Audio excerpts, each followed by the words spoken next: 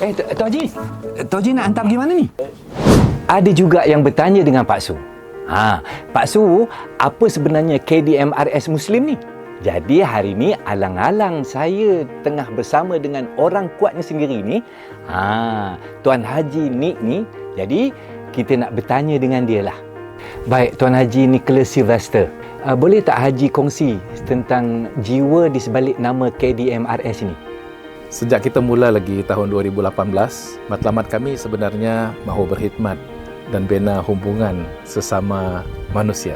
Khususnya untuk masyarakat pedalaman di Sabah melalui pertubuhan Kadazan Dusun Muslim se-Malaysia. Itu yang buatkan saya tertarik tu, Tuan Haji.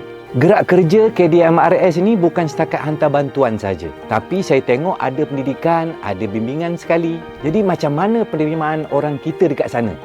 Alhamdulillah kita memang fokus pada kebajikan dan tarbiyah. Macam dulu di tahun 2022 sahaja sasaran menguruskan seramai 1,000 orang urusan syahadah melalui program outreach telah tercapai. Kita santuni mereka yang mungkin sebelum ni dakwah belum pernah sekalipun sampai ke tempat mereka. Kita mahu membina jati diri KDMRS Muslim yang mandiri dan berakhlak. Tapi dalam masa yang sama, tetap mengekalkan budaya asal patuh syariah.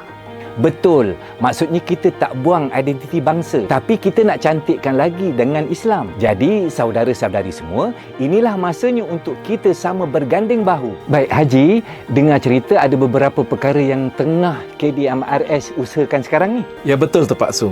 Sekarang kami tengah giat menjalankan beberapa kempen utama. Antaranya, infak dana kemasyarakatan, program satu bakul makanan pada satu keluarga. Dan yang paling penting sekarang, hibah terjemahan Al-Quran. Semua ini kita buat supaya saudara kita di pedalaman sana tidak merasa mereka sendirian.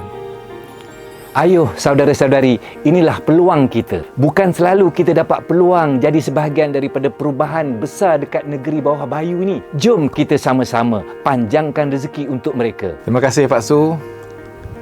Semoga usaha kecil kita ini menjadi saksi besar kita di akhirat nanti, insya-Allah.